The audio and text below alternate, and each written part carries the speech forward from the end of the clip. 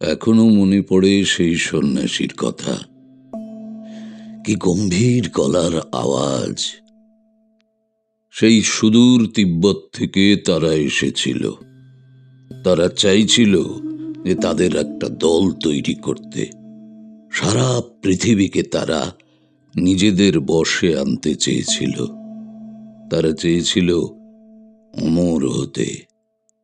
কিন্তু তারা এটা বোঝেনি যে তারা প্রকৃতির বিরুদ্ধে যেতে চাইছে, আর প্রকৃতির বিরুদ্ধে গেলে ধ্বংস অনিবার্য।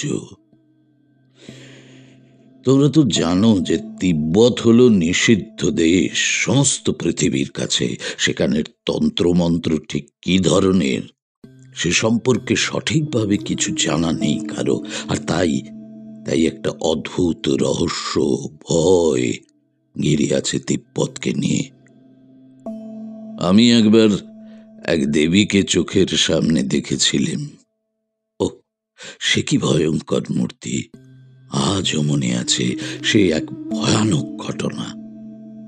তারপরে কতদিন যে রাতে ঘুমোতে পারিনি, সে আর কি বলবো তোমাদের। আমার ঠাকুরদার কাছে নানা ধরনের দুষ্প্রাপ্য পুঁথি ছিল, তা তো তোমাদের বলেছি। আর তাতে তিব্বত সম্পর্কে একটা পুঁথি ছিল। সেই পুঁথি পড়ে আমার তিব্বত সম্পর্কে একটা আকর্ষণ জন্মেছিল। আমি তিব্বত যাবার কথা ভেবেও ছিলাম, কিন্তু জানো তো সে বড় দুর্গম পথ। আর তাছাড়া আমার বাড়ির লোকেরা তো সেই শ্মশান থেকে ধরে নিয়ে এসে আমার বিয়ে দিয়ে দিল। হ্যাঁ, ব্যাস। হ্যাঁ, তারপরে আর কি ওই জ্যোতিষচর্চা করেই দিনতিপাত। কিন্তু সেই যে লামাদের পাল্লায় আমি পড়েছিলাম প্রায় 15 দিন ধরে, বুঝলে, প্রায় 15 দিন ধরে আমি প্রায় আমার মধ্যে ছিলামই না। আরেকটু হলেই তারা আমায় তিব্বত নিয়ে চলে যেত। আর তারপরে আমার আর কেউ খোঁজই পেত না। হ্যাঁ, এই পর্যন্ত বলে তারানাথ থামল। আজ বুদ্ধ পূর্ণিমা উপলক্ষে আপিসে ছুটি ছিল, তাই আমি আর কিশোরী এসে জুটেছিলাম মঠ লেনে তারানাথ তান্ত্রিকের বাড়িতে। সঙ্গে নিয়ে এসেছি তারানাথের প্রিয় পাসিং শো সিগারেট। চা খেয়েই আজ আমাদের গল্প শুরু হয়েছে। এখন তারানাথের হাতে রয়েছে হুঁকো। আসলে আমরা তার জন্য যে সিগারেটের প্যাকেট আনি সেটা সে রেখে রেখে খায়, বেশি খরচ করতে চায় না। তাই চায়ের পর একটা সিগারেট খেয়ে সে হুঁকো নিয়ে এসেছে। বুদ্ধ পূর্ণিমা উপলক্ষে ছুটি। কথা হচ্ছিল তিব্বতের বৌদ্ধতন্ত্র নিয়ে। আপনার তো তিব্বত যাওয়ার ইচ্ছা ছিলই বললেন, তা চলেই যেতেন, তিব্বতটা ঘোরাও হয়ে যেত। হ্যাঁ, সে কথাটা তুমি অবশ্য মন্দ বলনি। কিন্তু সে যদি আমি নিজের ইচ্ছে যেতে পারতাম তাহলে তো ভালোই হতো। কিন্তু তারা তো তাদের জন্য আমাকে নিয়ে যেতে চাইছিল। হ্যাঁ, আমাকে সম্মোহন করে, বুঝতে পারলে? আচ্ছা, সম্মোহন বা হিপনোটিজম ব্যাপারটা কি? সত্যি কি মানুষকে সম্মোহিত করা যায়? অবশ্যই যায়। আমি নিজেই তো সম্মোহন বিদ্যা আয়ত্ত করেছিলাম। সম্মোহন বিদ্যা প্রয়োগ করে মানুষের মনের কথা টেনে বার করা যায়। অনেক সময় হয় কি, মানুষের মনের মধ্যে হয়তো কোনো কথা চাপা পড়ে আছে। সে কখনো কখনো এমন কিছু অদ্ভুত অদ্ভুত কথা বলছে, অন্য মানুষের কাছে কথাগুলো অসংলগ্ন বলে মনে হচ্ছে। তখন সম্মোহন বিদ্যা সঠিকভাবে প্রয়োগ করে তার মনের কথাগুলো টেনে বের করা যায়। কিন্তু এ তো গেল সম্মোহন বিদ্যার একটা দিক। কিন্তু কেউ যদি কাউকে সম্মোহিত করে নিজের ইচ্ছা অনুসারে চালাতে চায়, তাহলে সেটা হবে খুবই খারাপ একটা দিক। অবশ্য এই ধরনের সম্মোহন বিদ্যা খুবই উচ্চ মার্গের সাধক ছাড়া কেউই প্রয়োগ করতে পারে না। কিন্তু এই বশীকরণ না কি বলে যে একটা তন্ত্রক্রিয়া আছে না, তার দ্বারা তো মানুষকে বশ করা যায় শুনেছি। আরে দূর দূর, ওসব তো নিম্নবর্গের তন্ত্রক্রিয়া। ভূত ডামর ক্রিয়া করে অনেকে কারো উপর প্রতিশোধ নিতে চায়। ওই ভূত প্রেতকে বশ করে, সেই ভূতকে ব্যবহার করে কেউ কারো ক্ষতি করতেও পারে। কিন্তু বশীকরণ আর সম্মোহন বিদ্যা ঠিক এক জিনিস নয়। হ্যাঁ, সম্মোহন বিদ্যা আয়ত্ত করতে হয়। হ্যাঁ, কঠিন পরিশ্রম করে সম্মোহন বিদ্যাকে আয়ত্ত করতে হয়। আর জেনে রাখো যে তিব্বতী সাধকরা এই বিষয়ে খুবই দক্ষ। হ্যাঁ, খুব দক্ষ। বৌদ্ধ ধর্মের তন্ত্র শাখার নাম কি জানো তো? না না, মানে এই ব্যাপারটা আমরা কিছু জানি না। হ্যাঁ, তবে এইটুকু জানি যে বৌদ্ধ সম্প্রদায় দুটি শাখায় বিভক্ত হয়ে গিয়েছিল, হিনজান ও মহাযান, তাই তো? হ্যাঁ, সাধারণ মানুষরা এটুকুই জানে।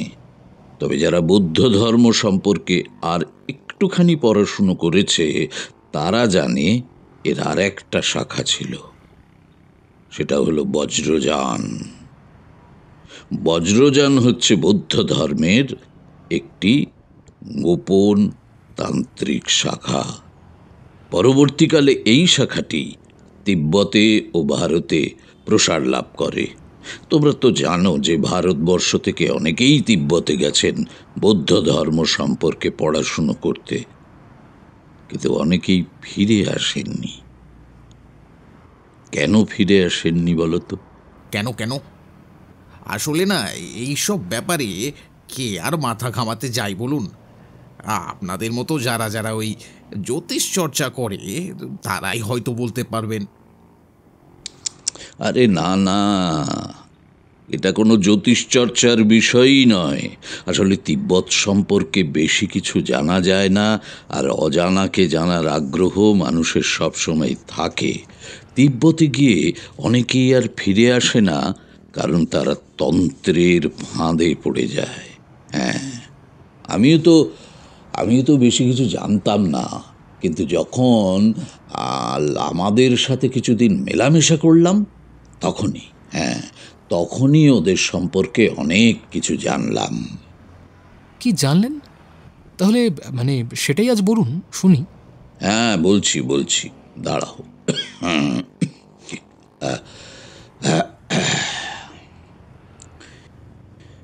সেসব কথা মনে করতে আমার এখনো যেন কেমন একটা অদ্ভুত অনুভূতি হয়, বুঝলে বিভূতি? সেবার আমার কাশি যাবার কথা, বুঝতে পারলে? স্টেশনে একজন লোক আমার সাথে গায়ে পড়ে আলাপ করলো। এমনি সাধারণ চেহারার লোক, তবে মুখের গঠন দেখে উত্তর পূর্ব রাজ্যের বলে মনে হচ্ছিল, আর কথাও বলছিল বাংলাতে। সে বলল, আগে আমার নাম হরিপদ।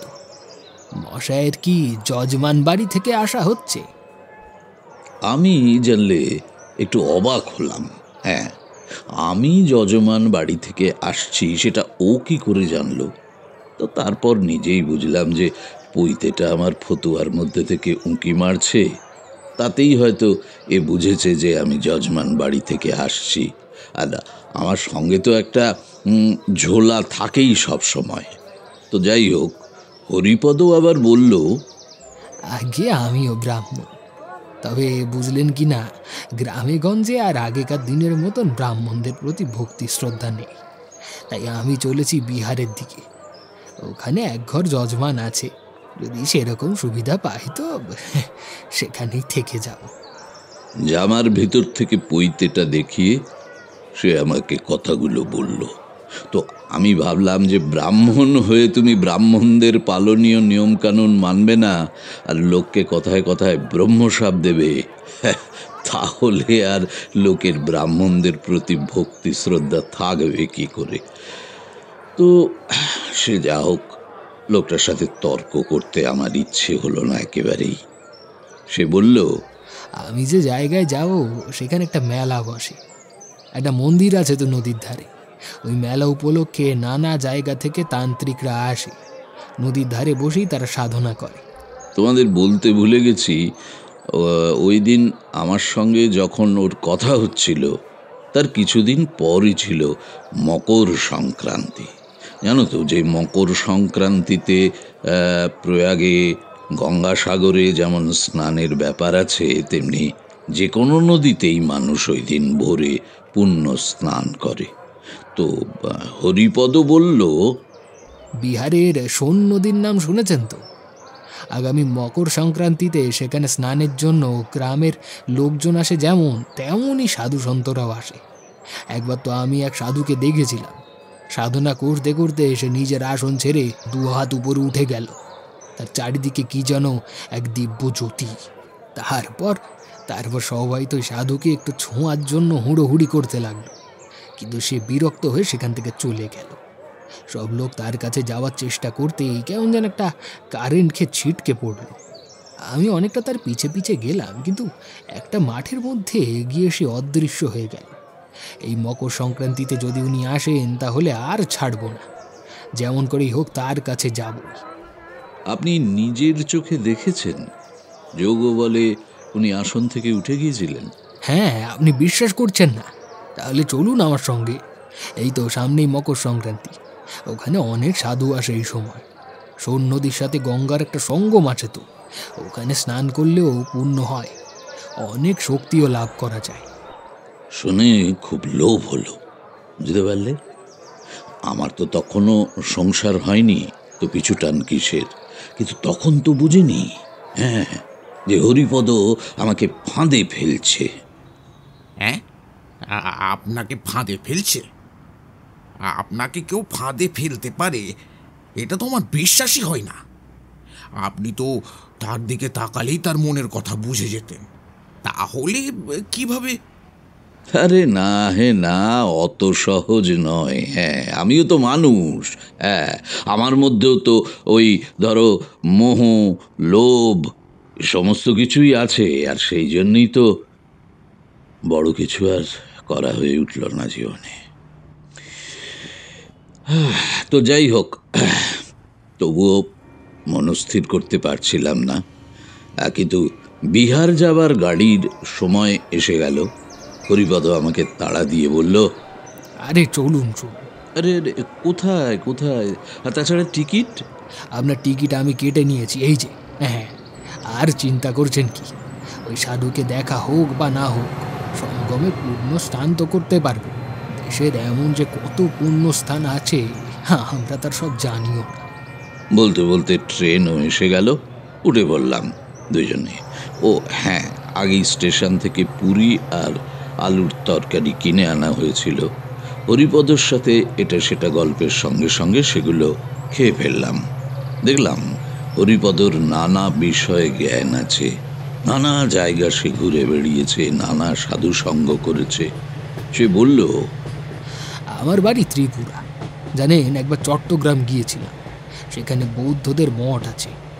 সেখানে লামাদের সাথে কিছুদিন কাটিয়ে বুঝেছিলাম লামাদের জীবনে ধ্যান একটা গুরুত্বপূর্ণ জায়গা দখল করে আছে। ঘন্টার পর ঘন্টা ধ্যানের মধ্যে তারা বিশেষ ক্ষমতা প্রাপ্ত হয়। তাদের হাতে একটা বিশেষ যন্ত্র থাকে, সেটা দিয়ে তারা জপ করে, ওম মণি পদ্মে হুম। এই সব জায়গায় গেলে মনটা পবিত্র হয়ে যায়, বুঝলেন। তবে ওদের তন্ত্রের ক্রিয়াগুলো ওরা গোপন রাখে। আমি তো কোনোদিনও বৌদ্ধ মঠে যাইনি, তাই হরিপদর কথাগুলো শুনতে বেশ ভালোই লাগছিল। তারপর কখন যেন ঘুমিয়ে পড়েছি। সকালে হরিপদর ডাকে ঘুম ভাঙল। উঠুন উঠুন, এরপরে স্টেশনে নামতে হবে। কিছুক্ষণের মধ্যে স্টেশন এসে গেল। আমরা দুজনেই নামলাম। স্টেশনের কাছে টাঙা ছিল, তাতে করে একটা সরাইখানায় গেলাম। হরিপদ বলল, যজমান বাড়ি পরে যাব, একটু বেলা হোক। আপনাকে যে জন্য নিয়ে এসেছি সেটা আগে দেখাই। ওই যে দূরে দেখতে পাচ্ছেন একটা মাঠ, হ্যাঁ, ওইখানেই মেলাটা হবে। ওই পাশে নদী। চলুন চলুন, আগে স্নান করে আসি। সরাইখানায় জিনিসপত্র রেখে স্নান করতে গেলাম। দেখলাম নদীর ধারে মেলার প্রস্তুতি চলছে। সকাল সকাল নদীতে স্নান করতে গিয়ে বেশ ঠান্ডা লাগছিল। আর তাছাড়া পৌষ মাস শেষ হয়ে মাঘ মাস পড়তে যাচ্ছে, ঠান্ডা তো হবেই। আর মাঠের ওপর থেকে বেশ ঠান্ডা হাওয়া বয়ে আসছে। আরে আসুন আসুন, আপনি দেখছি ঠান্ডায় কাতর হয়ে পড়েছেন। দেখুন, জল তেমন ঠান্ডা নয় কিন্তু। সত্যিই দেখলাম জল তেমন ঠান্ডা নয়। উষ্ণ প্রস্রবণের জল যেমন গরম গরম থাকে, খানিকটা সেই রকমই জলটা। তো যাই হোক, ভালোই লাগলো স্নান করে। স্নান সেরে সরাইখানায় এসে হালুয়া পুরি খাওয়ার পর হরিপদ বলল, আরে চলুন, আপনাকে এক জায়গায় নিয়ে যাব। আপনি বলছিলেন না কোনোদিনও বৌদ্ধ মঠে যাননি, আজ আপনাকে সেই রকম একটা জায়গায় নিয়ে যাব। স্নান সেরে শুদ্ধ কাপড়ে সেখানে যেতে হয়। আসলে আমি তো অনেক জায়গায় ঘুরে বেড়াই, তবে এখানে যে একটা মঠ আছে তা জানতাম না। আগেরবার এসে দেখেছিলাম কয়েকজন লামা তিব্বত থেকে চীন, জাপান, শ্রীলঙ্কা সব জায়গার থেকে এসে জমায়েত হয়েছে। তারা আবার তাদের সেই মহাবিহারকে আবিষ্কার করার চেষ্টা করছে। তার জন্য একটা মঠ তৈরি করেছে সেখানে। সেটাই দেখতে যেতে চাইছি, তাদের কাজ কতদূর এগুলো। এরপর টাঙায় করে সে নিয়ে গেল আমাকে একটা মঠে। আসলে সে কিন্তু তার পরিকল্পনা মতোই এগোচ্ছিল, যদিও সেটা আমি বুঝতে পারছিলাম না। তো যাই হোক, তোমরা বিক্রমশিলা মহাবিহারের নাম শুনেছ? হ্যাঁ, শুনেছি, বৌদ্ধ মঠ, যেখানে তিব্বত আর আরও নানা জায়গা থেকে বৌদ্ধ ধর্মের লোকজন পড়াশোনা করতে আসতো। কিন্তু সে মঠ তো মুসলমান আমলে ধ্বংস হয়ে গিয়েছিল। হ্যাঁ হ্যাঁ, ঠিকই বলেছ। কিন্তু সেই সময় আবার তিব্বত থেকে কিছু লামা এসে ওখানে একটা মঠ তৈরির চেষ্টায় ছিল। আমি আর হরিপদ গেলাম। ফাঁকা ফাঁকা জায়গা, একটা মাঠের মধ্যে কিছু প্রাচীন কোনো মঠ বা ঘরবাড়ির ধ্বংসাবশেষ রয়েছে। কয়েকজন বৌদ্ধ লামা তাদের সেই বাদামি আর হলুদ রঙের আলখাল্লা পরে ঘুরে বেড়াচ্ছে। তারা সেখানে একটা বুদ্ধের মূর্তিও স্থাপন করেছে। আমি কিছুটা একাই ঘুরে দেখলাম। হরিপদ দেখলাম একজন লামার সাথে কি কথা বলার চেষ্টা করছে। ওরা মনে হয় ভাঙা ভাঙা হিন্দিতে কথা বলছিল। যাই হোক, হরিপদ ফিরে আসতে তাকে জিজ্ঞাসা করলাম, আচ্ছা, ওনাকে কি জিজ্ঞেস করছিলেন আপনি? উনি আপনার ভাষা বোঝেন? উনি এখানে অনেক দিন ধরেই আছেন, হিন্দি আর ভোজপুরি ভাষা বলতে পারেন আর বুঝতেও পারেন। আমি আগেরবার এসে ওনাকে ধরেছিলাম যে বৌদ্ধ ধর্মের যেসব তান্ত্রিক ক্রিয়া আছে সেগুলো আমি কিছু শিখতে চাই। উনি রাজি হননি, বলেছিলেন ওই সব তন্ত্রক্রিয়া ওনারা এখন করেন না। তবে তার কাছে একটা প্রাচীন তিব্বতী পুঁথি ছিল, তাতে কিছু তন্ত্রক্রিয়ার কথা লেখা আছে, কিন্তু সেই পুঁথিটা কিভাবে যেন তার হাতের বাইরে চলে গেছে। আরও কিছু জানতে হলে তাকে তিব্বত থেকে পুঁথি আনতে হবে। জানেন তো, তিব্বতী লামারা অমর হওয়ার সাধনা করে, কেউ কেউ সফলও নাকি হয়। তিব্বতে এমন মানুষ দেখা যায় যাদের বয়স 200-300 বছর। এ আপনার বিশ্বাস হয়? হ্যাঁ, আমিও এটা মানি যে যোগ বলে অনেক কিছু করা যায়। তবে মানুষ হয়ে যখন জন্মেছি তখন এই দেহ ত্যাগ তো করতেই হবে একদিন। আত্মা আবার নতুন দেহ ধারণ করবে, এটাই তো নিয়ম। আর সেই কারণেই আমি অমর হবার প্রচেষ্টাকে বিশেষ গুরুত্ব দিই না। হরিপদ আর কথা বাড়ালো না। আমরা ফিরে এলাম সরাইখানায়। পরের দিন হরিপদর সাথে তার যজমান বাড়ি গেলাম। তাদের নতুন বাড়িতে তারা একটা পুজো করবেন। পুজোর দিন ঠিক হলো সামনের পূর্ণিমায়। তো তারা আমাকে অনুরোধ করলো ততদিন থেকে যাওয়ার জন্য। পরের দিন মকর স্নান। নদীর ধারে মেলার প্রস্তুতি প্রায় শেষ। দেখলাম হরিপদর কথাই ঠিক, অনেক সাধু এসে ডেরা বেঁধেছে নদীর ধারে। অনেক দোকান। পৌষ মাসের শেষ, কনকনে ঠান্ডা, আর তার মধ্যেই চালা বেঁধে মানুষজন রয়েছে। সাধুরা সামনে আগুন জ্বেলে বসে রয়েছেন। আজ সরাইখানাতে খুব ভিড়। নানা জায়গা থেকে লোক এসেছে। রুটি তৈরি হচ্ছে বাইরে একটা দোকানে, সেখানেও অনেক লোকের ভিড়। আর এই ভিড়ের মধ্যে একজন বৌদ্ধ লামাকে দেখতে পেলাম। সে যেন আমার দিকেই চেয়ে আছে। একে কি কাল বিকেলে দেখেছিলাম এই বিক্রমশিলা মহাবিহারের কাছে? আমি ভাবতে থাকলাম সে কথা। সে এত ভিড়ের মাঝে আমার দিকে চেয়ে রয়েছে কেন? আবার তাকালাম, কিন্তু কই না, আর দেখতে পেলাম না তাকে। ওই লামার চোখের দৃষ্টিতে কিছু একটা আছে। আমার মাথাটা কেমন যেন ঘুরে উঠল, ঝিমঝিম করছে মাথাটা। লোকটাকে খুঁজছিলাম, আবার এদিক ওদিক তাকিয়ে। না, আর তাকে দেখতে পেলাম না, কিন্তু নিজের দু চোখের মনির সামনে একটা একটা কেমন যেন আলো দেখতে পেলাম। আর হঠাৎ খুব জোর আলোর সামনে তাকালে যেরকম হয় সেই রকম ভাবে চোখের সামনে কেবল দুটো আলো দেখছিলাম। হরিপদ আমার হাত ধরে শোবার জায়গায় নিয়ে এলো। বলল, কি হলো ঠাকুর মশাই, আপনার হাঁটতে অসুবিধা হচ্ছে নাকি? চোখে কি হলো? না না, এখন ঠিক আছে, ঠিক আছি আমি। হঠাৎ কেমন যেন বাবা, যা ভিড় হয়েছে, কাল সকালে দেখবেন আরও ভিড় হবে। এখন ভোর ভোর স্নানটা করতে পারলে হয়। এই বলে সে কম্বল মুড়ি দিয়ে শুয়ে পড়ল। আমিও শুয়ে ঘুমোতে চেষ্টা করলাম। আবার সেই চোখের দৃষ্টিটা আমার সামনে ভেসে উঠল। অনেকক্ষণ ঘুম এলো না, বুঝলে। কেবলই ওই থেকে থেকে লোকটার কথা মনে পড়ছিল আমার। তারপর কখন ঘুমিয়ে পড়েছি। ভোরবেলায় ঘুম ভাঙল হরিপদর হাঁক ডাকে। উঠুন উঠুন, স্নানের সময় হয়েছে তো, তৈরি হয়ে নিন, চলুন। তৈরি হয়ে চললাম স্নানে। তখন অন্ধকার, তবে পূব দিকটা একটু লাল হয়েছে। তার মধ্যে দিয়েই দলে দলে লোক চলেছে নদীর দিকে। আবার বুঝতে পারলে, আবার সেই ভিড়ের মধ্যে লোকটাকে দেখলাম। বৌদ্ধ লামাদের পোশাক পরা, কি গভীর দৃষ্টি। আচ্ছা, এ কি আমাকে অনুসরণ করছে? কিন্তু তখন আর কিছু ভাববার অবকাশ ছিল না। ভিড়ের ঠেলায় এগিয়ে চলেছি সামনের দিকে। স্নান শুরু হয়ে গেছে। সাধু সন্ন্যাসীরা জলে নেমেছেন, আমিও জলে নামলাম। হরিপদ আর আমার সাথে ছিল না। ভিড়ের ঠেলায় কোন দিকে চলে গেছে কে জানে। স্নান সেরে উঠে ঠকঠক করে কাঁদছি। আকাশে তখন ভোরের আলো ফুটে উঠেছে। এমন সময় হরিপদ কোথা থেকে চলে এলো আমার সামনে। বলল, হ্যাঁ, আসুন আসুন, এই তো একটা ব্যাগে আমি শুকনো জামা কাপড় এনেছি, এই নিন, পরে নিন। আর আমি দুটো ডুব দিয়ে আসি। এই বলে আমার হাতে ব্যাগটা ধরিয়ে দিল। আমি মনে মনে হরিপদর বুদ্ধির তারিফ করলাম, না হলে এই ঠান্ডায় মারা পড়তাম ঠিক। ভিজে জামা কাপড়গুলো ওই ব্যাগে রেখে গায়ে শাল জড়িয়ে নিলাম। একটু পরে হরিপদ উঠে এলো।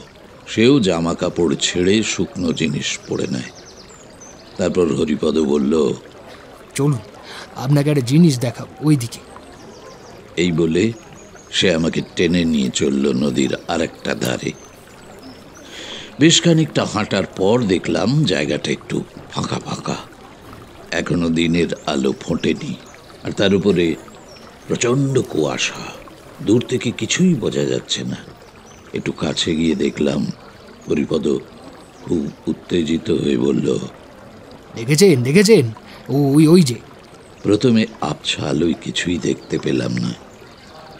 তারপর মনে হলো কে যেন মাটির থেকে বেশ কিছুটা উপরে পদ্মাসনে বসে আছেন।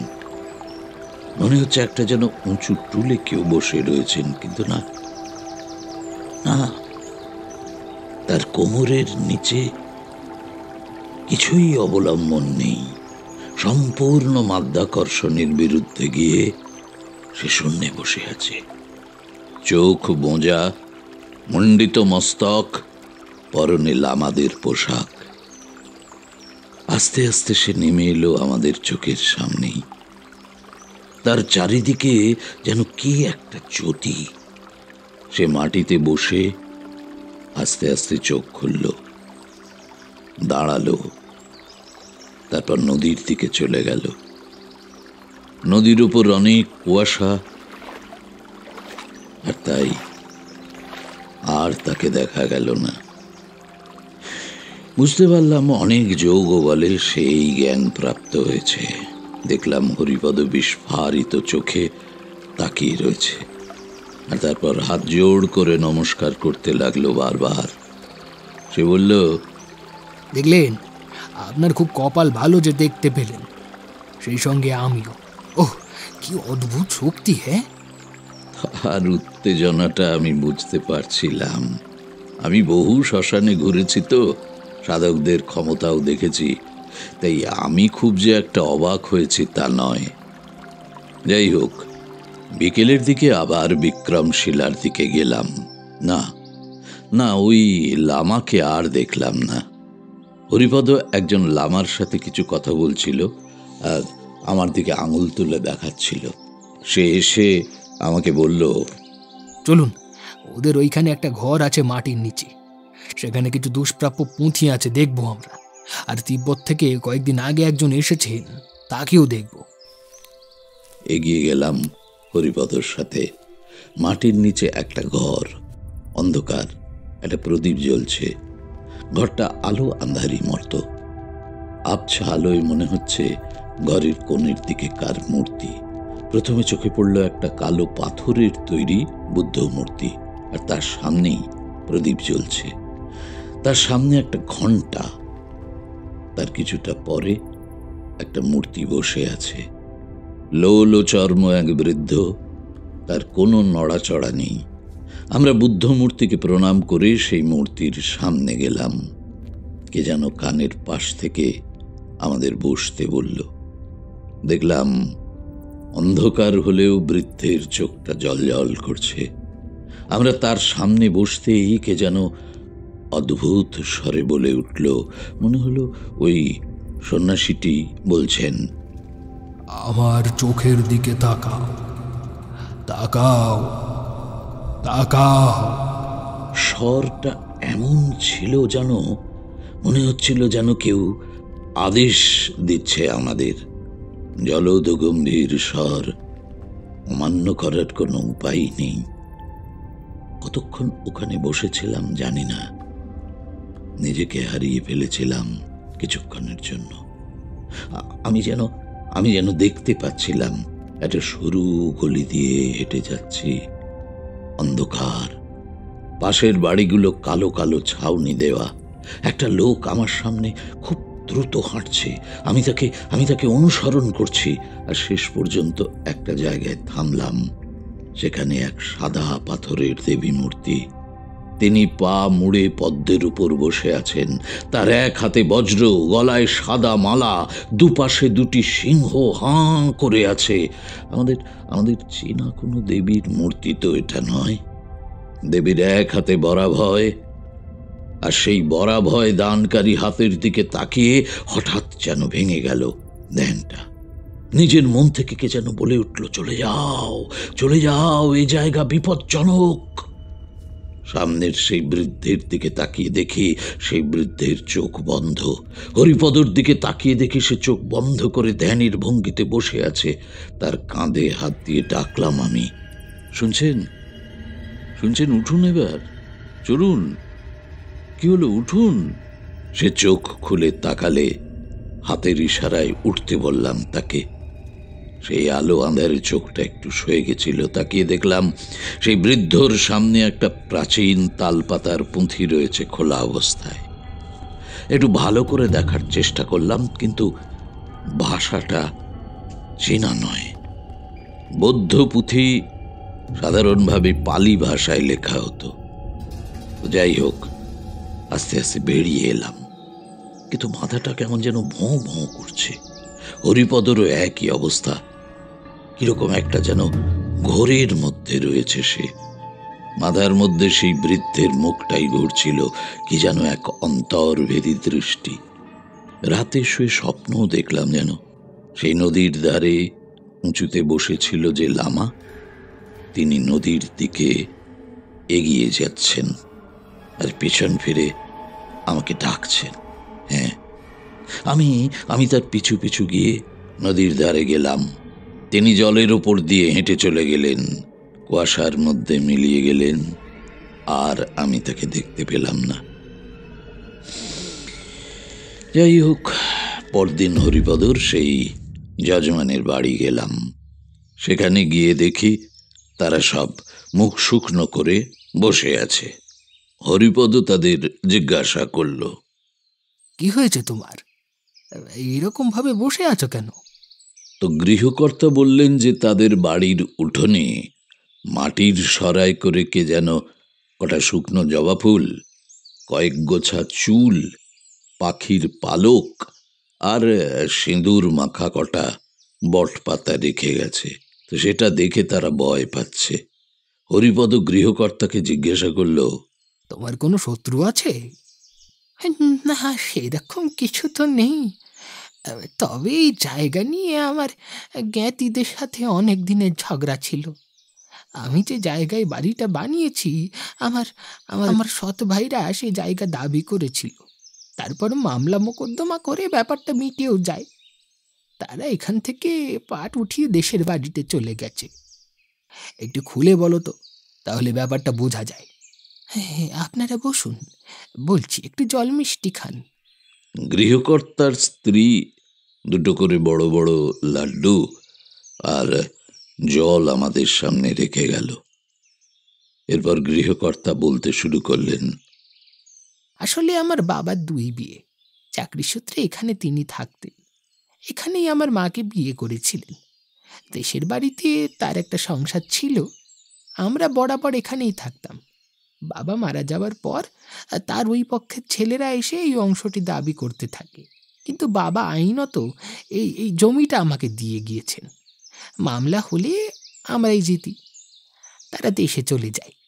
কিন্তু এই বাড়িটা সম্পূর্ণ হয়ে যাবার পর আবার উৎপাত শুরু হয়। ভিত পুজোর সময়ও এই রকম হয়েছিল। এখন আবার গৃহপ্রবেশের সময়। 1 মিনিট, বলছিলাম যে ভিত পুজোর সময় কি হয়েছিল? কি একটা মরা বিড়াল ভিতের মধ্যে রেখে গেছিল। তারপর তার দোষ কাটিয়ে আবার নতুন করে পুজো করা হয়। তাহলে তো বোঝাই যাচ্ছে ওরাই তোমার ক্ষতি করতে চাইছে। এর একটা বিহিত করতে হবে। তারপর হরিপদ আমার দিকে ফিরে বলল, ইনি একজন তান্ত্রিক। মনে হচ্ছে তন্ত্রক্রিয়া দ্বারা তোমাদের কেউ ক্ষতি করবার চেষ্টা করছে। ইনি পারবেন এই দোষ কাটিয়ে দিতে। কি বলেন ঠাকুরমশাই? হ্যাঁ হ্যাঁ, দোষ কাটিয়ে দেয়া যাবে। গৃহপ্রবেশের পুজোর আগেই এই দোষ কাটাতে হবে। চলুন চলুন, দেখছি, আমাকে একটা ঘটিতে করে গঙ্গার জল দিন। এই বলে আমি বাড়ির বাইরে এলাম। দেখলাম একটা সরায় ওই সব জিনিসগুলো বাড়ির উঠোনে পড়ে রয়েছে। গঙ্গার জল নিয়ে তাতে কিছু মন্ত্র পড়ে আমি আমার ঝোলার মধ্যে থেকে একটা লোহার শলাকা বের করলাম। ওই শলাকা আর মন্ত্রপুত জল হাতে নিয়ে আমি বাড়ির চারপাশে ঘুরতে শুরু করলাম।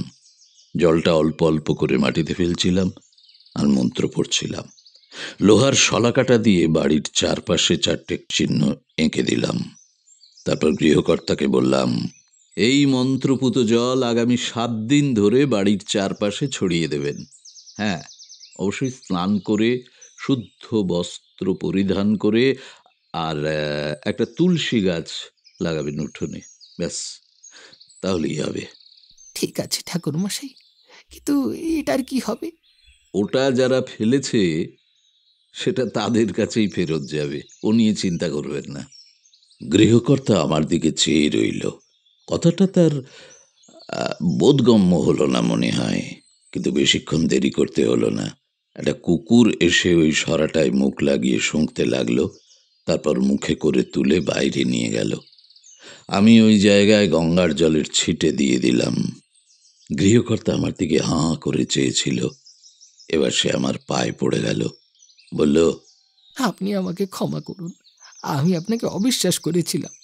আপনি কিছুদিন যদি আমার বাড়িতে থেকে যান, তাহলে আমি ভরসা পাবো।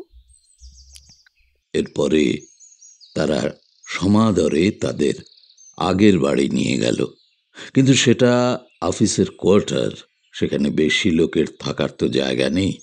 তাই আমি বললাম, দেখুন, আমি হরিপদর সাথে পুজোর দিন আসবো, কেমন? কয়েকদিন পরেই তো পূর্ণিমা, সেদিন পুজো সেরে তবে বাড়ি যাব। এরপর ওই বাড়ি থেকে জলযোগ সেরে সরাইখানার দিকে ফিরতে চাইছিলাম। হরিপদ বলল যে তার বাজারের দিকে কি যেন কাজ আছে। সে চলে গেলে আমি একটা টাঙা ধরলাম। চলে গেলাম সেই বৌদ্ধ মঠের দিকে। কি করে যে এখানে এলাম সেটা বুঝলাম না। কেমন যেন যন্ত্রচালিতের মতো এখানে চলে এলাম। কখন টাঙায় উঠলাম, টাঙাওয়ালাকে কি বললাম, কিছুই বুঝতে পারলাম না। মাটির নিচে সেই লোল ও চর্মমৃদ্ধের সামনে গিয়ে বসে পড়লাম। আজও ঘরের পরিবেশ একই রকম। একটা প্রদীপ জ্বলছে। সেই বৃদ্ধ সোজা তাকিয়ে আছেন আমার কপালের দিকে। আমি তার দিকে বেশিক্ষণ তাকিয়ে থাকতে পারলাম না, মুজে ফেললাম চোখ। কিছুক্ষণের মধ্যেই আমার বোধবুদ্ধি সব যেন লোপ পেল।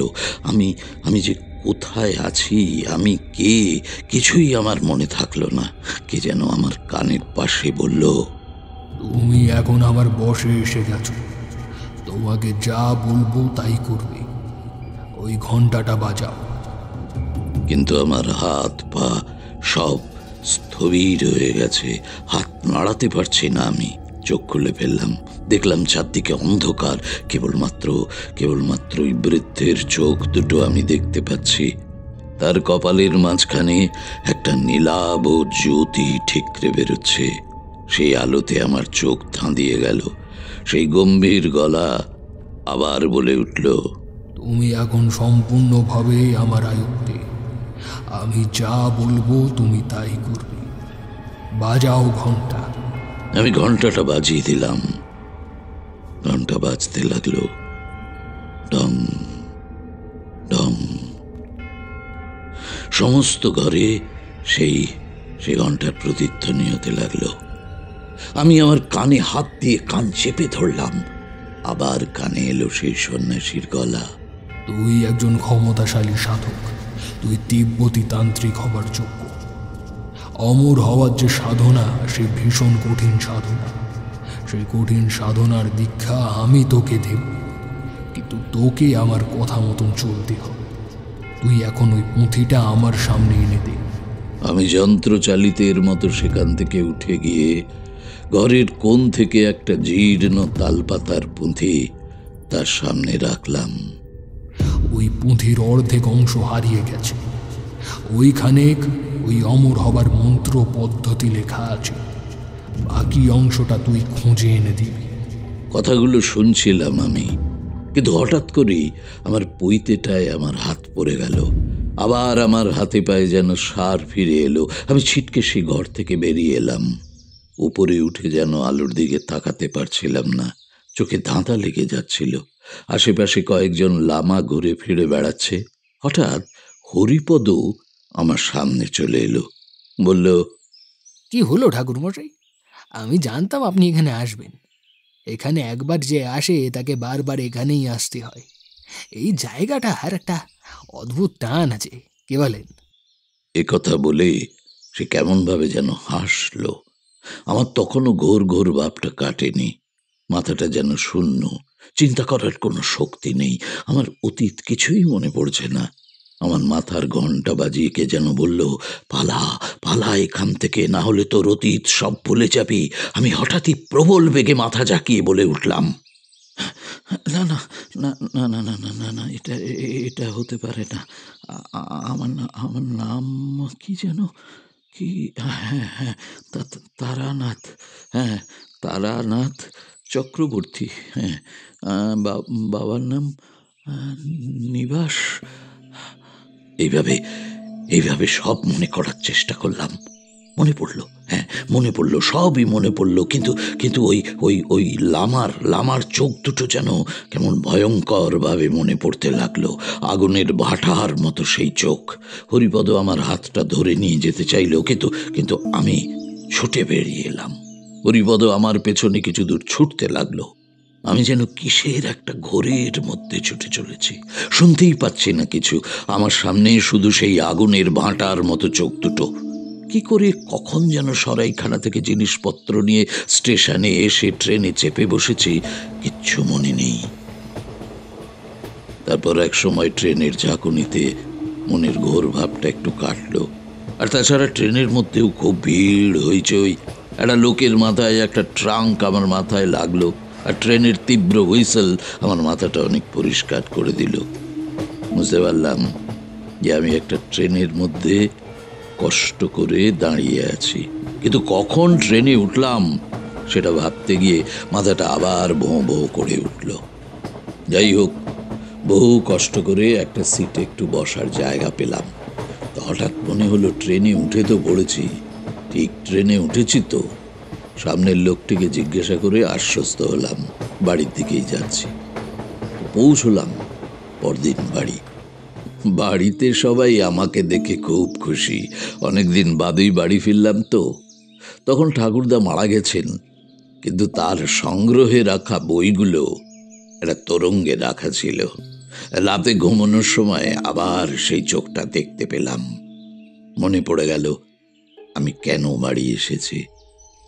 ঠাকুরদার কাছে যে তিব্বতের পুঁথিটা আছে সেটা নেবার জন্য আমি এসেছি। ওই বৃদ্ধ আমাকে বলেছে তাদের কাছে যে পুঁথিটা আছে সেটার অর্ধেকটা হারিয়ে গেছে। তাহলে কি আমাদের বাড়িতে যে বইটা আছে সেটা ওটার অর্ধেক? ঠাকুরদা কি করে বইটা পেয়েছিলেন সেটা অবশ্য আমি জানি না। বিভিন্ন লোকের কাছ থেকে ঠাকুরদা বিভিন্ন সময় ওই বইগুলো সংগ্রহ করেছিলেন। রাতে ঘুমের মধ্যে দেখতে পেলাম সেই সন্ন্যাসী আমাকে আদেশ দিচ্ছেন, নিয়ে এসো ওই পুঁথি। এটা আমার আদেশ। আমার আদেশ তুমি মানবে, না হলে তোমার পরিবারের ক্ষতি হবে। তুমি বইটা সংগ্রহ করবে আজ, এখনই। ভেঙে গেল ঘুমটা আমার। আমি সোজা চলে গেলাম ঠাকুরদার ঘরে। সেই তোরঙ্গ খুলে বইটা খুঁজতে লাগলাম। বাড়ির কেউ কিছু আমাকে বলল না, কারণ ওই বাড়িতে আমিই একমাত্র ঠাকুরদার বইগুলো নিয়ে নাড়াচাড়া করতাম। তোরঙ্গের একদম নিচে থেকে সেই পুঁথিটা পেলাম। সেটা নিয়ে ঘরে এলাম। সেটা কিছুটা পালি, কিছুটা সংস্কৃততে লেখা। তখন অবশ্য পুঁথিটা পড়বার মতো মানসিক অবস্থা আমার ছিল না, কিন্তু পাতাগুলো নাড়াচাড়া করতে গিয়ে একটা পাতা নিচে পড়ে গেল। সেটা হাতে নিয়ে দেখলাম যে সেখানে একটা দেবী মূর্তির ছবি রয়েছে, আর ঠাকুরদার হাতে লেখা বাংলায় কিছু নোট রয়েছে সেখানে। বৌদ্ধ ধর্মের তান্ত্রিক শাখার সবচেয়ে জনপ্রিয় দেবী হলেন দেবী তারা। তিনি কমলা আসনে বসে আছেন, গলায় সাদা ফুলের মালা, এক হাতে বজ্র আর এক হাতে তিনি বরাভয় দিচ্ছেন। ছবির নিচে দেবীকে আরাধনা করার মন্ত্র। এই দেবী তারা মানুষকে তাদের দুঃখ কষ্ট থেকে উদ্ধার করতেন বলে পুঁথিতে লিখিত আছে। বৌদ্ধ তন্ত্রে দেবী তারাকে শক্তি স্বরূপিণী বলে উল্লেখ করা হয়েছে। এমনকি দেবী তারার এমন মূর্তিও বৌদ্ধ তন্ত্রে আছে যার সঙ্গে আমাদের কালী মূর্তির অনেক মিল আছে। একটি শবদেহের উপর দাঁড়িয়ে দেবী, তার 4 হাত, তিনি তরোয়াল ও কুঠার ধরে আছেন, আর আরেক হাতে তিনি একটা মানুষের মাথার খুলি ধরে আছেন। এই মূর্তি সাধারণভাবে উগ্র তারা নামে পরিচিত।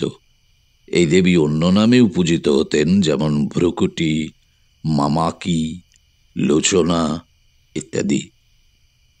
পুঁথিটা একটা কাপড়ে মুড়ে ফেললাম আমি, মাথার বালিশের তলায় রেখে শুয়ে পড়লাম। কালকে ভোরে ওঠার আগেই আমাকে রওনা দিতে হবে। এই সময় আমি তারানাথকে বাধা দিয়ে বললাম, মানে কিন্তু আমরা তো জানি বৌদ্ধ ধর্মের লোকেরা কোনো মূর্তি পুজো করে না, তাহলে এসব দেবী মূর্তি কোত্থেকে এলো? হ্যাঁ, কথাটা ঠিকই বলেছ। সাধারণভাবে সকলেই সেটাই জানে, কিন্তু তোমাদের তো আগেই বললাম যে বৌদ্ধ ধর্মের তান্ত্রিক শাখায় দেবী মাহাত্ম্যকে প্রাধান্য দেওয়া হয়েছিল, আর কিছু মন্ত্রের উপর গুরুত্ব দেওয়া হয়েছিল। তন্ত্রগুরুরা মন্ত্র উচ্চারণ করে শুধু নিজেদের সিদ্ধগুরু হিসেবে উচ্চ স্তরে উন্নীত করতেন না, অন্যদেরও নিজেদের বশে আনতে পারতেন। এছাড়াও আরও ক্রিয়াকর্ম, যেগুলোকে আমরা নিম্নবর্গের ক্রিয়া বলি, যেমন জাদু, যৌনতা ইত্যাদি, সেগুলোও তাদের তান্ত্রিক শাখায় অন্তর্ভুক্ত হয়েছিল। তো সেসব অনেক কথা তোমাদের পরে বলবো। এখন শুধু দেবী তারার কথাটা জেনে রাখো, কারণ ইনিই আমাকে সে যাত্রায় বাঁচিয়েছিলেন। না হলে বুঝতে পারছো না আমার মনের তখন কি অবস্থা। আমার মনকে নিয়ন্ত্রিত করছে অন্য একজন, তার দ্বারা চালিত হয়ে আমি আমাদের বাড়ির একটা অমূল্য সম্পদ প্রায় চুরি করে অন্যের হাতে তুলে দিতে যাচ্ছি। তো পরের দিন ভোরবেলা বেরিয়ে পড়লাম। কি এক আকর্ষণ, যেন ছুটে চলেছি আমি, কোনো দিকে মন নেই, শুধু জানি আমাকে পৌঁছতে হবে একটা জায়গায় যেখানে যেতে ওই বৃদ্ধ আমাকে আদেশ করেছেন। স্টেশনে গিয়ে ট্রেনে উঠলাম। মনে হলো আমার পাশে পাশে কেউ একজন চলেছেন, কিন্তু তাকে আমি দেখতে পাচ্ছি না। সেই দিনই রাতে পৌঁছে গেলাম সেই বিক্রমশিলা বিহারে। প্রদীপ হাতে নিয়ে মনে হলো কেউ একজন সেই অন্ধকার ঘরে নিয়ে গেল আমাকে। আমি সেই বৃদ্ধের সামনে গিয়ে কাপড়ে মোড়া পুঁথিটা রাখলাম। একটা অদ্ভুত হাসি ফুটে উঠল সেই বৃদ্ধর মুখে, বুঝে ফেলে। তিনি তার হাতটা তুলে আমার কপালের মাঝখানটা স্পর্শ করলেন। আমার সারা শরীরে একটা যেন বিদ্যুতের মতো শিহরণ বয়ে গেল। জ্ঞান হারিয়ে আমি লুটিয়ে পড়লাম মাটিতে। তারপর জ্ঞান হলে কি দেখলেন? আপনি তিব্বতে? ঠাট্টা করছো? কিশোরী, করো। তিব্বতে চলে গেলে তোমরা কি আর আমার থেকে গল্প শোনার সুযোগ পেতে? না, তিব্বতে যাইনি, তবে প্রায় 15 দিন ধরে সেই জায়গায় আমাকে বন্দি অবস্থায় থাকতে হয়েছিল। হ্যাঁ, প্রায় বন্দিই বলবো। সেই সময় আমার তিব্বতী তন্ত্রক্রিয়া দেখার সৌভাগ্য হয়েছিল। মাটির তলার সেই ঘরে কয়েকটি প্রদীপ জ্বালানো হতো। বুদ্ধ মূর্তির সামনে সেই লৌলচর্ম বৃদ্ধ আর দুজন লামা ধ্যানে বসত। একজন সুর করে কি একটা মন্ত্র উচ্চারণ করছিলেন। ঘরে কয়েকটা ধূপ জ্বলছিল, আর ধূপের গন্ধে কিরকম যেন নেশা লেগে যাচ্ছিল। প্রথমে ঘন্টা বাজানো হলো, ঢং ঢং। আমি যেন কেমন ঘুমন্ত অবস্থায় ছিলাম। হঠাৎ ঘুমের ঘোরটা ভেঙে গেল। দেখলাম মাঝখানের প্রদীপটার উপরে একটা নীল শিখা ঘুরে বেড়াচ্ছে। হঠাৎ ওই লৌল চর্ম বৃদ্ধ চিৎকার করে উঠল, আমি পেরেছি, আমি অমর হব, সারা পৃথিবীর অধীশ্বর হব, সমস্ত ক্ষমতা আমার হবে। পেরেছি পেরেছি পেরেছি। কিন্তু তার চিৎকারের সাথে সাথে ওই নীল শিখাটা তপ করে নিভে গেল। কিন্তু তার চিৎকার থামল না। তার হা হা হাসির শব্দ শোনা গেল। আমার আমার আমার ওই ঘরে কেমন যেন দম বন্ধ লাগছিল। আমি বাইরে চলে এলাম। খোলা জায়গা, মাথার উপর চাঁদ। চাঁদের দিকে চেয়ে থাকতে থাকতে আমার চোখের সামনে যেন দেখতে পেলাম বধূ সুন্দরী দেবীকে। তিনি আমাকে বললেন, এখানে কি করছিস তারানাথ? এটা তো তোর জায়গা নয়। এদের কবল থেকে বেরিয়ে যা, নইলে তুই আর তোর মধ্যে থাকবি না। তোর দেহ থাকবে, তোর আত্মার মৃত্যু ঘটবে। ওঠ, জেগে ওঠ। ঘুম ভেঙে দেখি ওই ঠান্ডার মধ্যে আমি শুয়ে আছি। সারা গা হাত পায়ে ব্যথা, মাথা তুলতে পারছি না। তখনও আকাশে তারা দেখা যাচ্ছে। উঠবো উঠবো করছি, এমন সময় আমার সামনে দেখি সেই লৌল চর্ম বৃদ্ধ। বিশাল তার দেহ, পরনে একটা আলখাল্লা। অন্ধকারে সেটা কালো রঙের মনে হচ্ছে। চোখ দুটোর জায়গায় একটা কালো গহ্বর, সেখান থেকে সরু একটা তীব্র আলো বেরিয়ে আসছে। আমার চোখ ধাঁধিয়ে গেল। তার মস্তক মণ্ডিত, সে আমাকে পাঁজা কোলা করে তুলে নিল। সেই বিশাল দেহী পুরুষের কাছে আমি যেন একটা পুতুল। সে অনায়াসে আমাকে নিয়ে আবার সেই অন্ধকার কুঠুরির মধ্যে নিয়ে গেল, আর তারপর সেই সামনের ঘরটা পেরিয়ে আরেকটা ঘরের মধ্যে আমাকে ছুঁড়ে ফেলে দিল। আমার তখন জ্ঞান ফিরে এসেছে পুরোপুরি। মধুসুন্দরী দেবী আমাকে জাগিয়ে দিয়ে গেছেন, কিন্তু ওই বৃদ্ধের থেকে ছাড়া পাওয়া খুব শক্ত। পরদিন কখন সকাল হলো জানি না, সেই ঘরে কোনো সূর্যের আলো প্রবেশ করছে না। পাশের ঘরে যে প্রদীপ জ্বলছে তাতেই একটা আবছা আলো আসছে। বুঝতে পারলাম আমাকে এখানে বন্দি করে রাখা হয়েছে। আরেকজনও এখানে রয়েছে, মনে হলো হরিপদ। দেখলাম সে জেগে রয়েছে, কিন্তু তার চোখের দৃষ্টি স্থির। হঠাৎ হঠাৎ একটা চিন্তার তরঙ্গ মাথার মধ্যে এলো।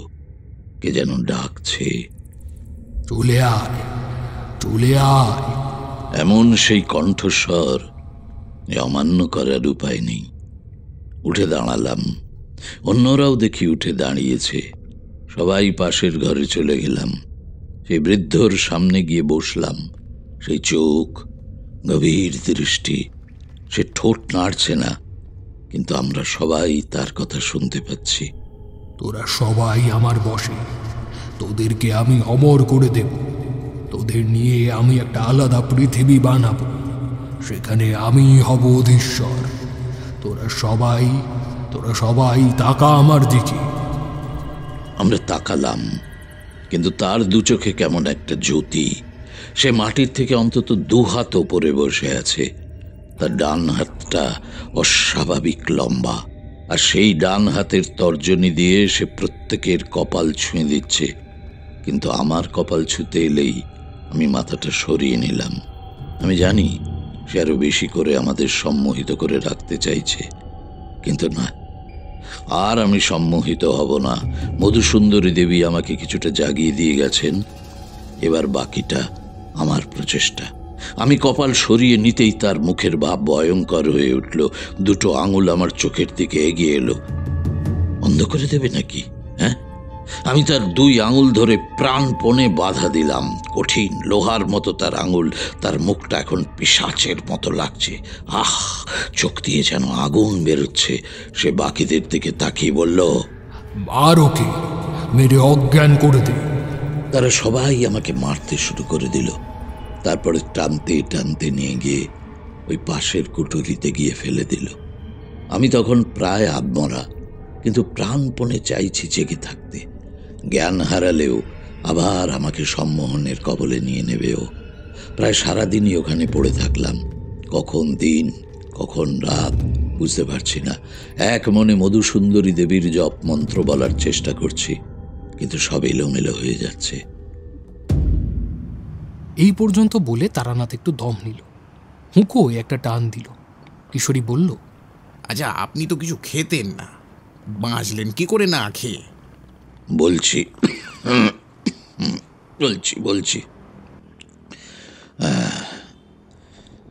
তো কিছু সময় পরে একজন এলো, হাতে গরম কি একটা পানীয় নিয়ে। সে একটু একটু করে ঢেলে দিল সেটা আমার মুখে। সেটা খেয়ে একটু দেহে বল পেলাম। চুপচাপ নিস্তব্ধ ঘর। পাশের ঘরেও কোনো আওয়াজ নেই। আস্তে আস্তে পাশের ঘরে উঁকি দিলাম। প্রদীপ জ্বলছে, কিন্তু কেউ নেই। ওই বৃদ্ধের আসনের সামনে পুঁথিটা খোলা। আমি আস্তে আস্তে গিয়ে পুঁথিটা হাতে নিলাম। দেবী তারার ছবি দেওয়া যে পাতাটা রয়েছে সেটা নিয়ে পড়তে লাগলাম। ঠাকুরদার হাতে লেখা বাংলায় নোটও। তান্ত্রিক ক্রিয়ার ক্ষতিকর প্রভাব থেকে মুক্তির জন্য দেবী তারার স্তোত্র পাঠ করতে হবে। আমি তাড়াতাড়ি ওই পাতাটা পড়ে নিলাম। মনে মনে কিছুটা মুখস্থও করে নিলাম। হঠাৎ বাইরে একটা মৃদু আওয়াজ হতেই ফিরে গেলাম ওই অন্ধকার কুঠুরিতে। বেশ কদিন হলো আমি বন্দি। ওই ঘরে আসা যাওয়ার শব্দ পাই, কিন্তু কেউ আমাকে ডাকে না। এখানে বন্দি করেই আমাকে মেরে ফেলবে নাকি? যাই হোক, জোর করে মনকে একত্রিত করার চেষ্টা করি। দেবী তারার মন্ত্র মনে করি। কেউ একজন এসে প্রতিদিন একটা পানীয় আমাকে খাইয়ে যায়। যাই হোক, দিন রাতের কোনো হিসেব ছিল না। একদিন আমাকে একজন ধরে বাইরের ঘরে নিয়ে এলো। মাঝখানে একটা প্রদীপ জ্বলছে। সে বৃদ্ধ বসে আছেন একটু উঁচু একটা আসনে। তাকে ঘিরে অন্তত 5 জন বসে আছে। বৃদ্ধর সামনে একটা আসন, আর তাতে ড্রাগনের ছবি আঁকা। ঘরের কোণ থেকে হঠাৎ ঝমঝম শব্দে চমকে উঠলাম। দেখলাম ঘরের দুই কোণে দুজন অদ্ভুত চেহারার লোক দাঁড়িয়ে আছে। তাদের হাতে বড় বড় থালার মতো জিনিস, সেগুলো বাজাচ্ছে।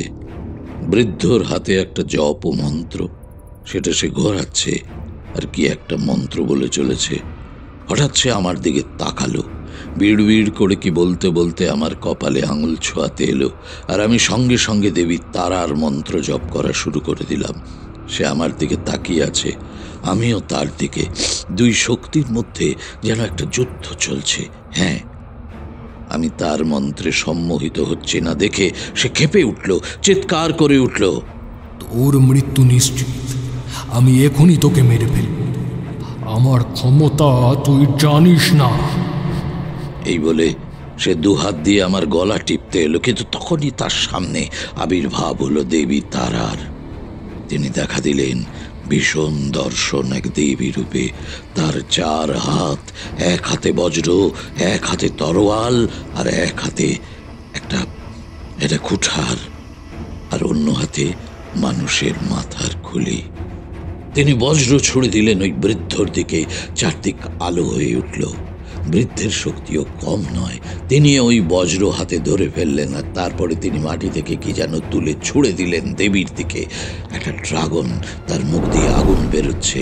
দেবী কুঠার দিয়ে ড্রাগনের মাথা কেটে ফেললেন। সারা ঘরে রক্ত আর রক্ত, আর সবাই তখন দেবীর পায়ে পড়ছে। দেবী এবার সেই বৃদ্ধর দিকে তাকিয়ে তার হাতের জপ যন্ত্রটা তরোয়ালের এক ধাক্কায় ফেলে দিলেন। সন্ন্যাসীর চেহারা আরো ভয়াল হয়ে উঠল। সে চিৎকার করে উঠল, আমি অমর, আমাকে কেউ মারতে পারবে না। তন্ত্র সাধনায় আমি সিদ্ধি লাভ করেছি। তুই পাপতন্ত্রের সাধনা করেছিস, প্রকৃতির বিরুদ্ধে যেতে চেয়েছিস, মানুষের ক্ষতি করতে চেয়েছিস। তোর মৃত্যু নিশ্চিত। কিন্তু সন্ন্যাসীও পিছু হটবার লোক নয়। সে দেবীর কুঠারটা কেড়ে নেবার চেষ্টা করলো। কুঠারটা দেবীর হাত থেকে ছিটকে সন্ন্যাসীর গলায় গিয়ে পড়ল।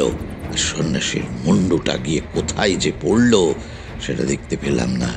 দেবীর হাত থেকে একটা বিদ্যুতের শিখা সন্ন্যাসীর শরীরে গিয়ে পড়ল। মুহূর্তে তার শরীরটা ছাই হয়ে গেল। শুনতে পেলাম দেবীর গলা, তারানাথ আমাকে তুষ্ট করেছে। সে 1000-100 বার আমার মন্ত্র জপ করেছে। ওর কেউ ক্ষতি করবার চেষ্টা করলে আমার হাতে তার মৃত্যু হবে। এই বলে দেবী অদৃশ্য হয়ে গেলেন। তখন একটা মজার ঘটনা ঘটল, বুঝলে? মজার? এ তো সাংঘাতিক ঘটনা। আপনি নিজের চোখে এসব কিছু দেখলেন? তোমরা বিশ্বাস করছো না, তাই তো? হ্যাঁ, সত্যি সত্যি কিন্তু আমি দেবী তারাকে দেখেছিলাম। আর এর পরে কি হলো জানো? ওই ঘরে যারা ছিল তারা সবাই এসে আমার পায়ে মাথা ঠুকতে লাগলো। আমি তাড়াতাড়ি ওই পুঁথিটার ঝোলায় পুরে হরিপদকে টেনে নিয়ে বাইরে এলাম। তখনও হরিপদর ঘোর কাটেনি।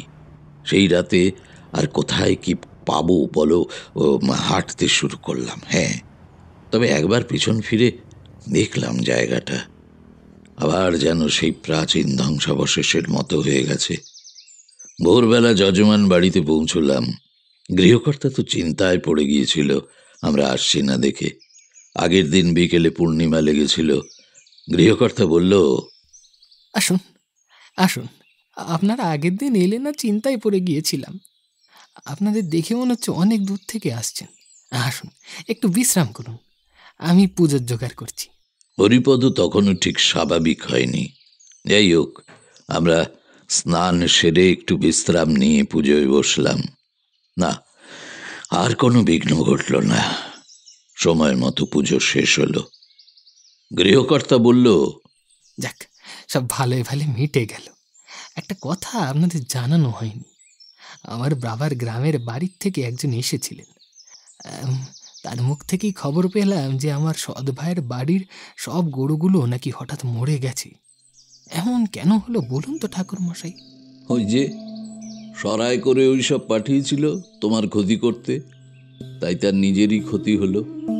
আসলে তন্ত্রক্রিয়ার নিয়ম কি জানো তো?